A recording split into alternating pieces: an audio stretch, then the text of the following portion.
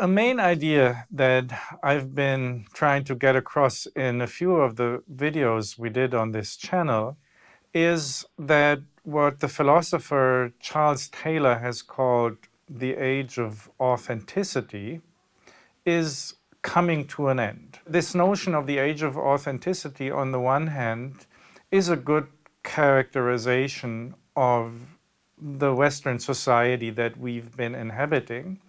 But on the other hand, this time is now moving on to, I think, a different kind of age. But our existential embeddedness in this age of authenticity makes it very difficult for us to move on ideologically, intellectually, semantically into this new age. This transition between two ages is not without precedent. I think it's pretty obvious that the 19th and 20th century very much represent the transition from what I've called an age of sincerity to an age of authenticity. And a lot of the literature and the philosophy in Europe and North America in the 19th and 20th century portray or analyze or describe or illustrate this transition, right? Whatever. Think about the novels by Jane Austen or whatever, The Catcher in the Rye by Salinger, or the novel Stoner, which recently became famous. They all describe basically conflicts between people that on the one hand live in a sincerity-based society, which means that their life is regulated and prescribed by the social roles, including gender roles, class roles, and so forth, that they are born into. And then they try to develop authenticity, their own individual selfhood, within the restraints of sincerity, and they're fighting against sincerity in order to develop authenticity.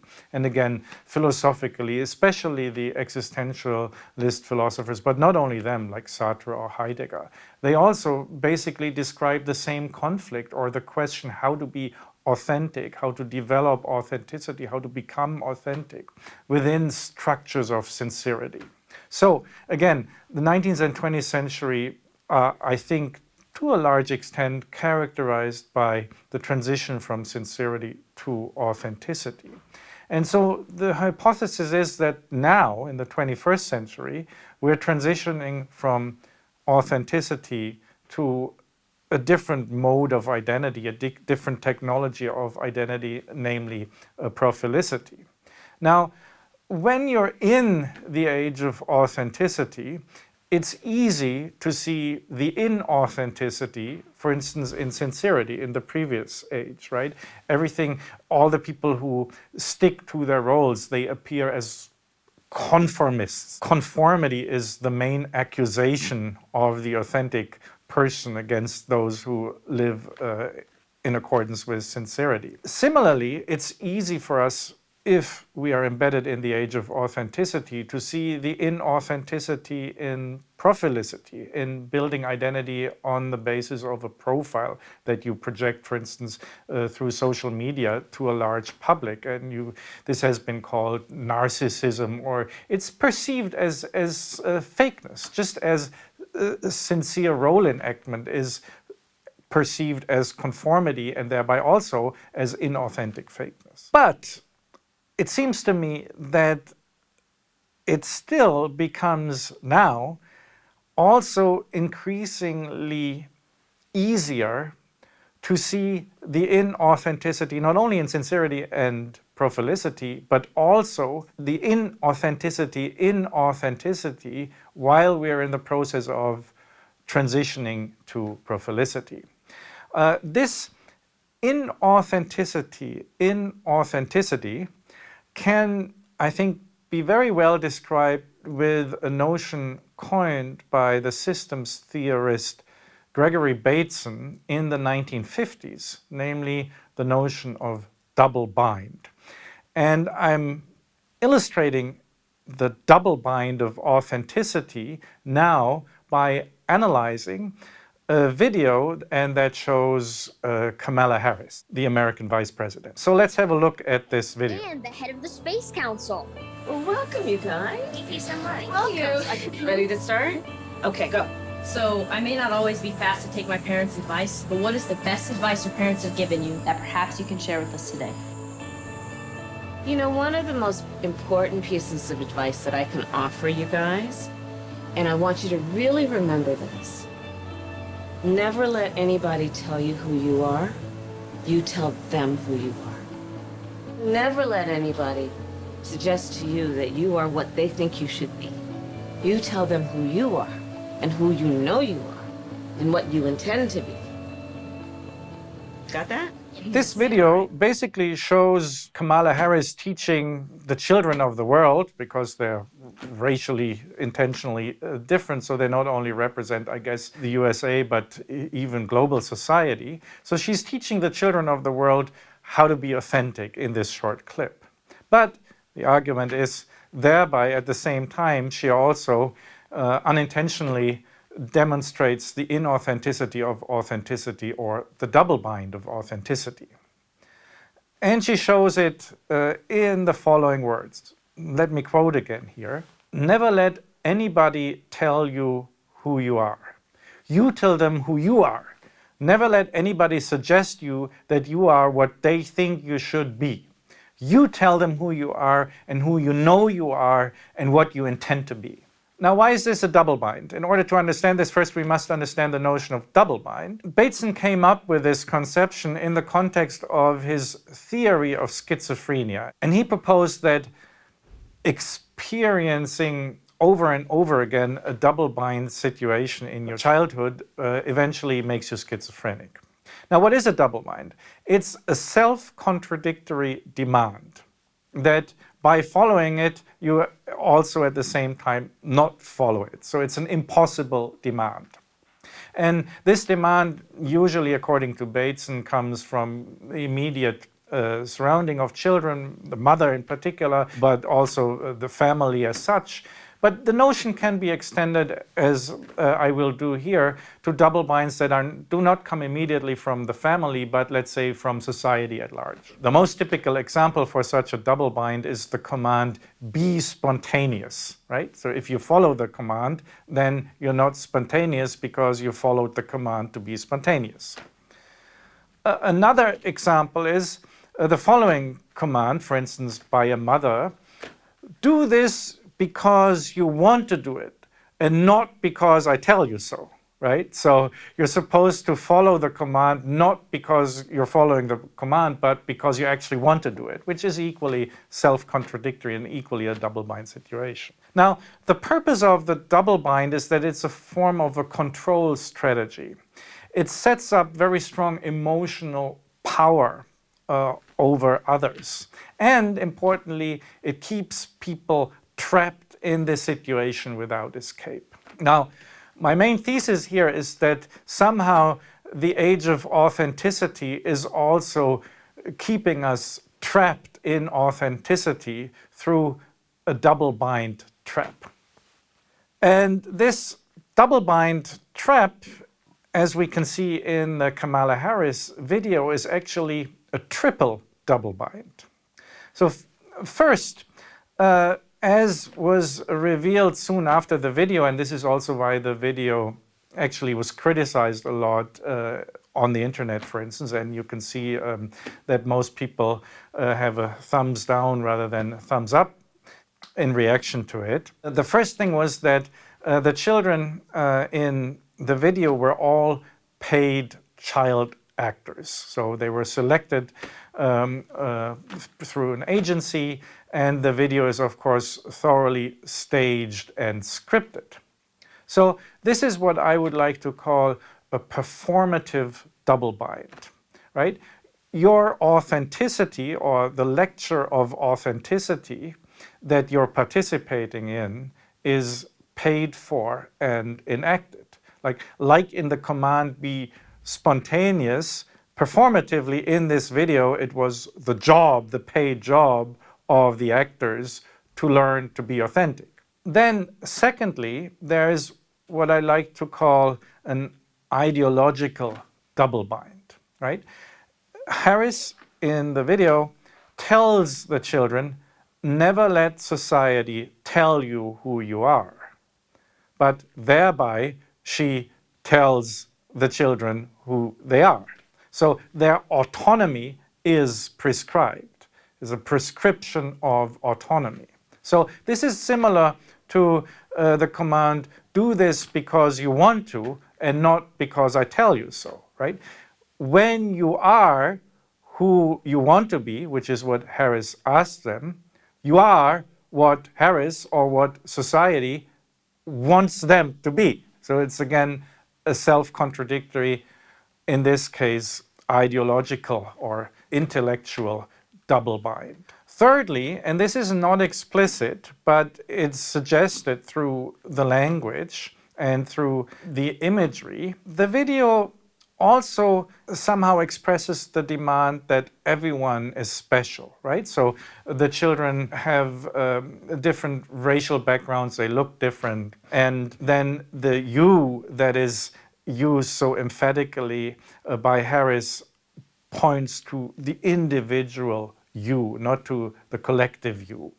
So in this sense, the video also expresses, I think, quite clearly the general social demand that is very strong in Western societies, that everyone ought to be unique, that everyone is special. And this is what I would like to call the symbolic double bind. You need to display your uniqueness, but everyone needs to display their uniqueness. So you need to display that you conform to nonconformity. So when obeying the command to be original, unique, special, you become like everyone else because everyone else is supposed to be special and to show and display their originality. So just as an aside, according to Bateson, these child actors, by being forced into this triple double bind, may actually be prone to later develop symptoms of schizophrenia. Maybe we just cut this, don't show it. So maybe later in their life they should actually consider suing Kamala Harris or the American government for that, for damages. Now, the general hypothesis is that we in the West in general are very similar to these children of authenticity, that we are somehow all paid actors of authenticity. Also, our daily enactment of authenticity, our authentic existence, is full of performative, ideological, and symbolical double binds. So obviously, not only the children, but also actually Kamala Harris herself, and thereby basically all the politicians that she represents, are somehow paid actors of authenticity, right? She is also a paid politician, and she's by extension also a paid actor in this clip, which basically functions like a sort of an advertisement for her administration and is a promotion of her profile as a politician. Then myself, as for instance a philosophy teacher who last week I taught Sartre, right? So I was teaching the lesson of authenticity to my students basically as a paid performer. Then what I'm doing right now, presenting a video on YouTube, right? Again, I am, even though the channel is not directly monetized, most channels are.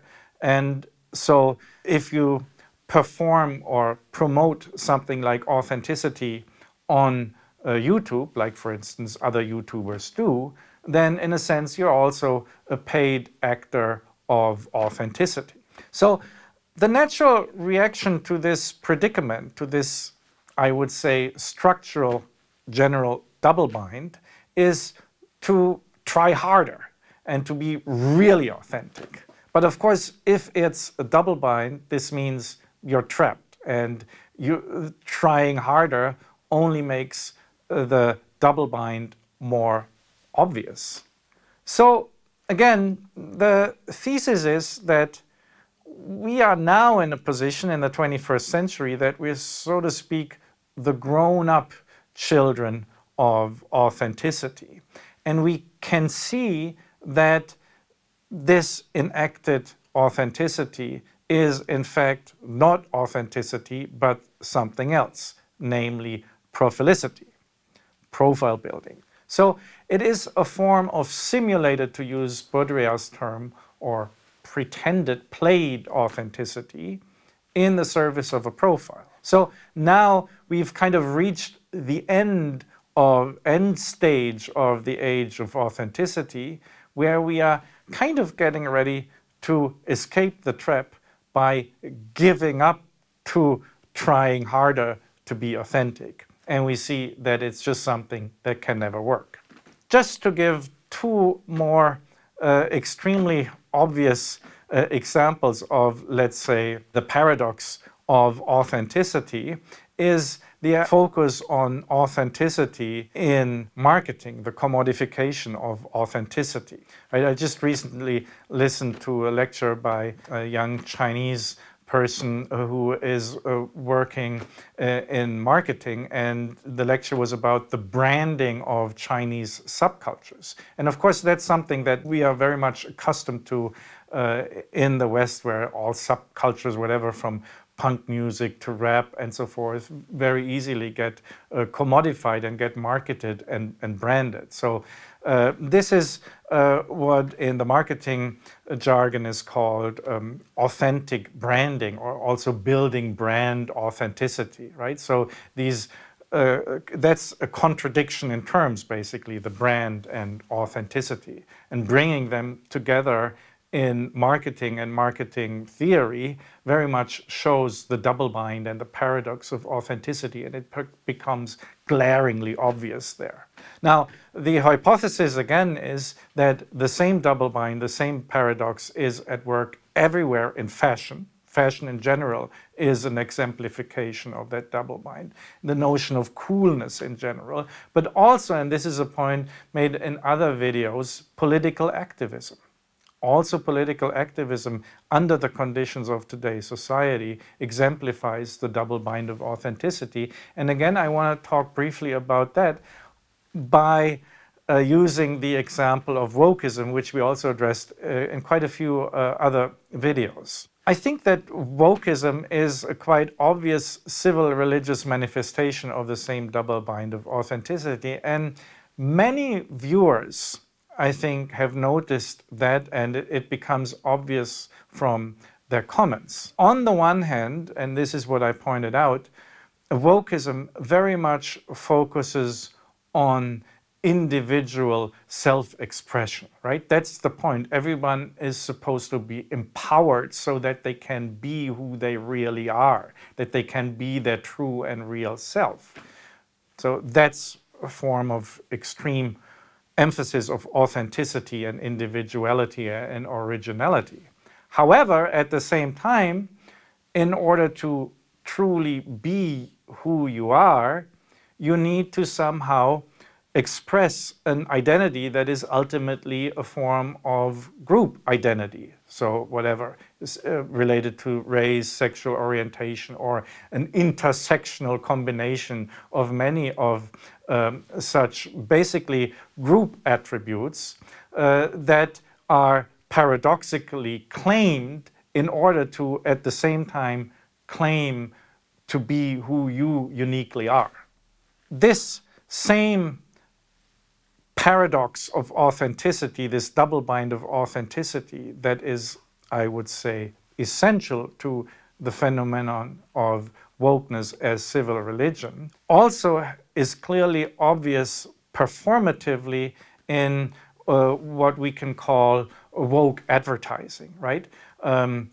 Corporations who embrace wokeness in an obvious attempt to build their commercial profiles. And similarly, again, we can look at Kamala Harris' video also as a kind of a political appropriation of wokeness. Again, the video intentionally highlights the diversity of the children and thereby connects to a very important woke trope. So that's very parallel to the civil religious and the commercial appropriation of the authenticity double bind that's central to wokeness. So again, wokeness combines the performative double bind in the sense that you display, for instance, for commercial or political advertising, individuality. Second, the ideological double bind, that in order to claim your individuality, you have to claim certain collective group attributes. And then thirdly, the symbolic double bind, you have to express yourself constantly by means of, let's say, woke memes and symbols. Now, again, the core thesis is that we're now transitioning from authenticity to profilicity. So what takes place here is a sort of Hegelian or even Marxist dialectical Aufhebung, lifting of the authentic double bind. It's somehow no longer sustainable, authenticity and the narrative of authenticity, because its double bind, its contradictions become increasingly obvious, so that trying harder makes no sense anymore. Instead of trying harder to be really authentic, many people now kind of defy authenticity and try out something else. They somehow escape the authenticity trap by openly embracing, adopting, curating, projecting profiles, especially, of course, on social media. So in this sense, the children of authenticity are growing up. And we do the same again here. Our channel, along with the whole YouTube platform, is also post-authentic and is a very open enactment of profilic identity.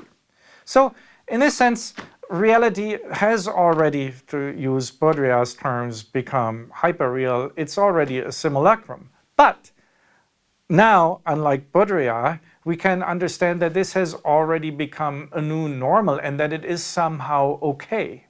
The postmodern condition is no longer a scandal, but just a regular state of affairs. In connection with this, we are, to use Luhmann's concept again, now very much used to second-order observation instead of authentic first-order observation. We see reality and ourselves as it or we are being seen. Like we see this video in light of its comments and so forth. So that is also a clear switch from authenticity to profilicity. We see the world and we see ourselves and we show ourselves in terms of being seen as something. So again, to no longer apply the technology of authenticity, but to apply the new technology of profilicity is something we do very much on a regular basis in our daily lives already.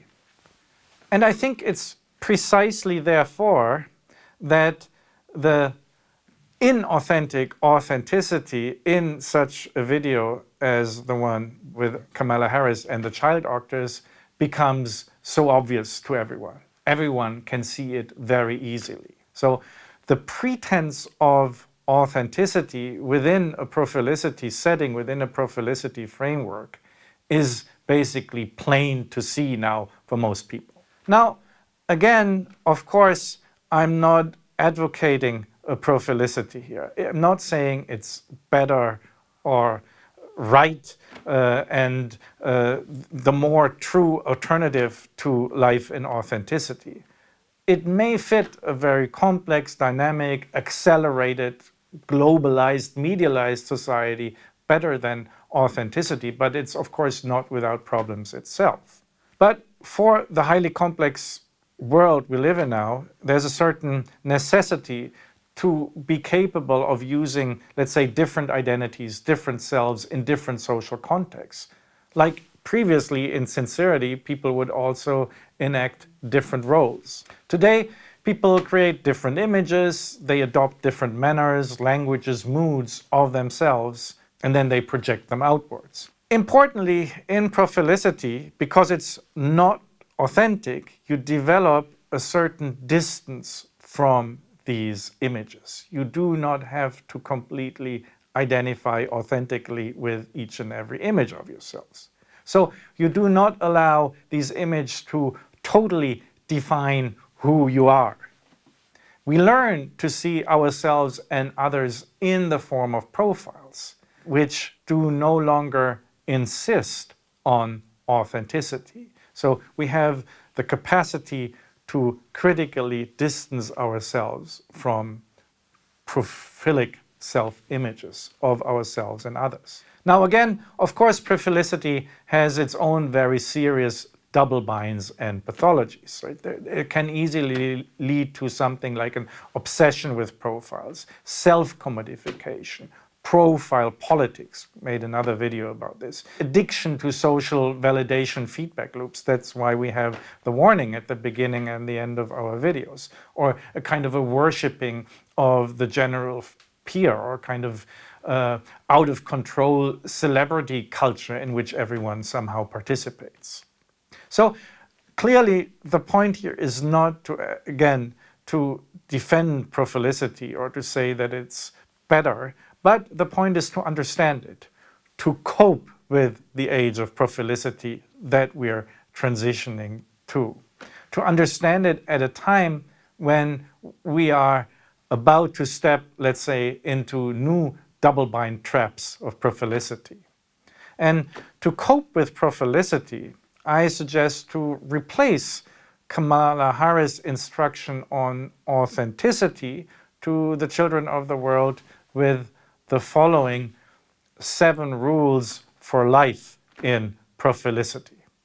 Number 1, never let anyone tell you to define your identity for once and for all. Number 2, create multiple images of yourself. Number 3, never let anybody reduce you to your images. Number 4, never reduce yourself to your images. Number 5, appreciate the images of others. Number 6, never reduce others to their images. And finally, number 7, never tell others to define their identity for once and for all.